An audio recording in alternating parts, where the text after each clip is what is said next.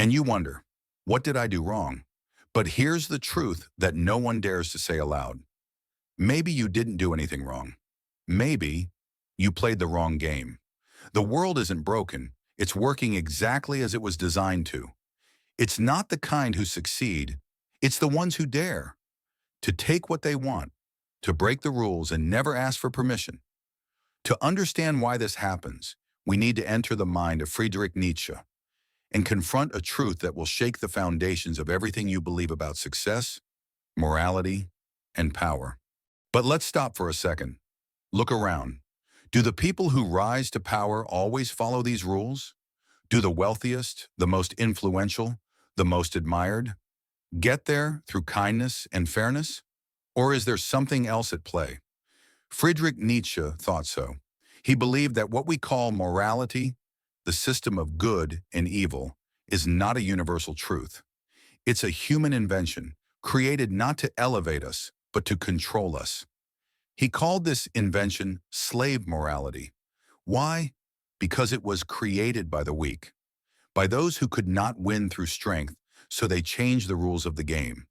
They made ambition sinful, power selfish, pride a vice, and they glorified suffering, submission, and obedience. In other words, they made power look ugly, so no one would try to take it from them. Nietzsche believed there are two types of morality: master morality, followed by the strong, the bold, the creators. It values strength, willpower, achievement, and the courage to define your own path. Slave morality, followed by the herd. It values meekness, humility, obedience, and punishes anyone who dares to rise above. You were taught to play fair, but those who created the rules didn't want fairness, they wanted control. And so they told you that wanting more made you greedy, that being bold made you arrogant, that standing out made you dangerous. And it worked, because now whenever you feel anger, pride, ambition, you suppress it. You call it bad, while the powerful, they don't suppress. They act. They take. Nietzsche's warning is simple. If you never question the morality you were given, you'll live your entire life in chains, thinking they're bracelets. But here's the uncomfortable truth. Success doesn't knock. It gets kicked down, because the real world doesn't run on fairness. It runs on power, and power doesn't reward the most moral. It rewards the most ruthless, the most strategic, the ones willing to do what others won't and never ask for forgiveness. Look at history. The politicians who dominate aren't the most honest. They're the most persuasive. They don't win by telling the truth. They win by saying what people want to hear, by playing the media, by silencing their enemies. Look at business. The most successful CEOs aren't always the kindest. They're the ones who make the hard calls, cut jobs, absorb competitors, exploit loopholes. Not because they're cruel, but because they understand business is war. Even in your own life, you've seen it. That coworker who takes credit for your work and gets promoted. The influencer who lies, but still grows. The leader who doesn't hesitate while you're still waiting for permission. Why do these people succeed? Because they understand the game, and they're not afraid to bend or break the rules. Morality, when followed blindly, becomes a disadvantage.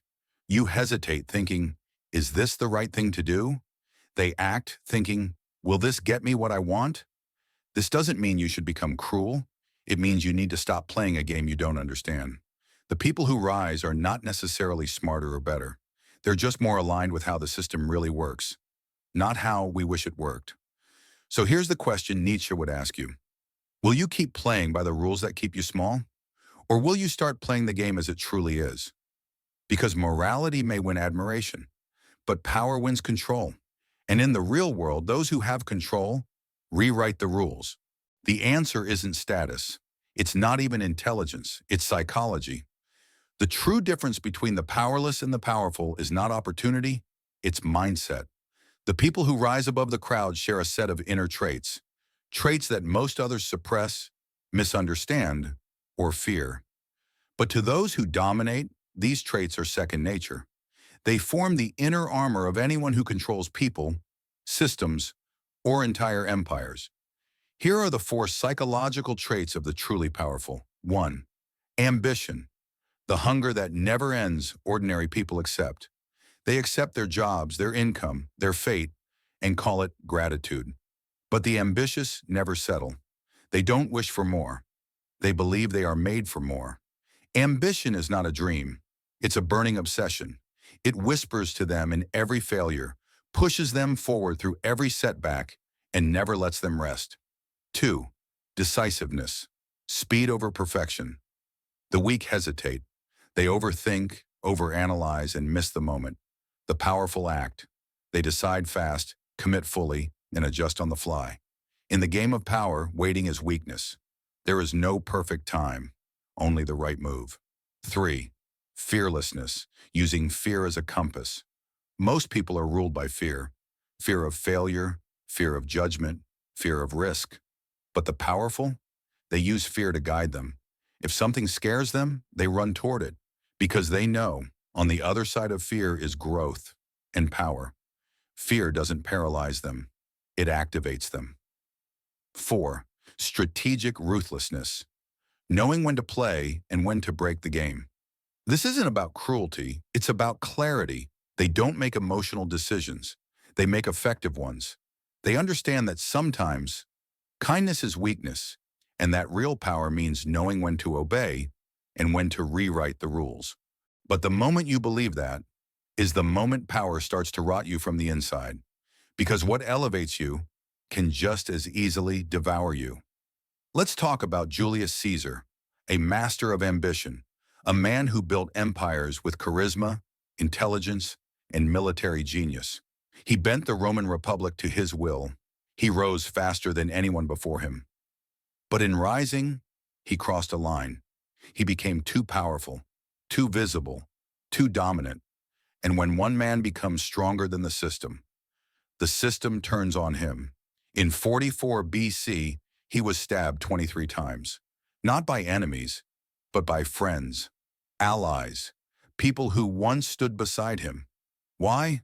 Because his power threatened their sense of control. His downfall wasn't a tragedy, it was a consequence. Then there's Napoleon Bonaparte, another visionary. He transformed France, redrew maps, rewrote history, but power made him blind.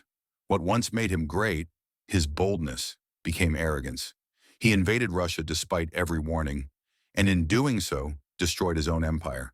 He went from emperor to exile, and all it took was one bad decision, fueled by pride. This pattern hasn't stopped. Modern business empires follow the same arc. Blockbuster laughed at Netflix until it was gone. Kodak invented digital photography, but feared change. BlackBerry ruled the mobile world until it refused to evolve. Success breeds comfort, comfort breeds blindness, and blindness leads to irrelevance. In your personal life, it's the same. As you rise, ego whispers in your ear, "You don't need to change. You're too good to fail. You're untouchable." But history tells a different story. Power doesn't forgive arrogance. It doesn't reward stagnation. It tests you, constantly. And if you stop evolving, even for a moment, it will remind you who's really in control. So here's the hard truth. Gaining power is one battle. Keeping it is another. And those who don't master themselves are eventually destroyed by the very force they once commanded. Will you be different, or will you become just another name in a long forgotten list of those who thought they were invincible? A number, because power itself isn't evil. Power is a tool. It doesn't have a conscience, you do. It's like fire. It can warm your home or burn it to the ground. The real challenge isn't gaining power, it's mastering it without letting it master you. Too many people fall into one of two traps. Trap number 1, blind morality. These are the people who were taught that being good is enough, that if you work hard, play fair, and follow the rules, you'll be rewarded. But life isn't a fairy tale. The world doesn't operate on should.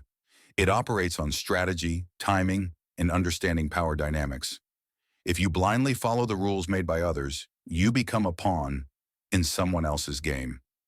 Trap number 2, blind ruthlessness. These are the people who rise fast by crushing everything in their path.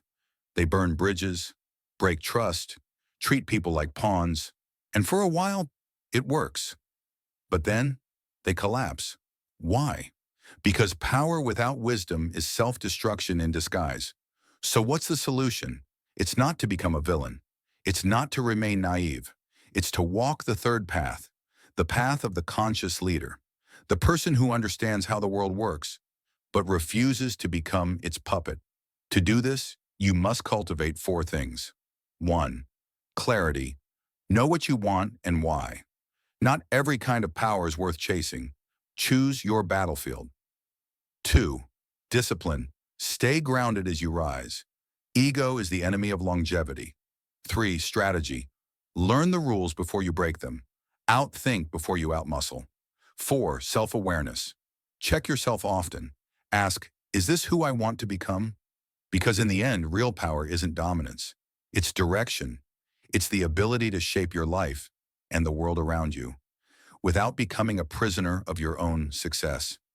So ask yourself, will you be consumed by the fire of ambition, or will you become the one who controls the flame? You've walked through the philosophies of Nietzsche. You've seen how morality can be used to control, and how power, when misunderstood, destroys more than it builds. So now the question isn't why, it's what now? What will you do? Now that you know the game is rigged, you have a choice. You can ignore this truth. Go back to pretending the world is fair. Follow the rules. Be nice. Stay small. Hope someone notices you. But understand this. Hope is not a strategy, and wishful thinking won't protect you. Or you can become ruthless. Break everything. Use everyone. Burn your bridges and rise no matter the cost. It'll work for a while, but one day the cost will come due. And when it does, you'll realize you won the game, but lost yourself. Or you can choose the third path, the rarest path, the hardest one, the one walked by few, but remembered by many, the path of the conscious, powerful individual, the one who understands how the system works, but isn't enslaved by it, the one who doesn't wait for power, doesn't abuse it, but masters it, builds it with clarity, holds it with integrity, uses it not to dominate, but to direct. You see, the world doesn't belong to the kind, and it doesn't belong to the cruel. It belongs to the ones who are clear, who are strong, and who have the courage to define their own code. That is what Nietzsche meant. Not to become evil, but to become aware. To stop being a product of the system and start becoming the author of your own fate.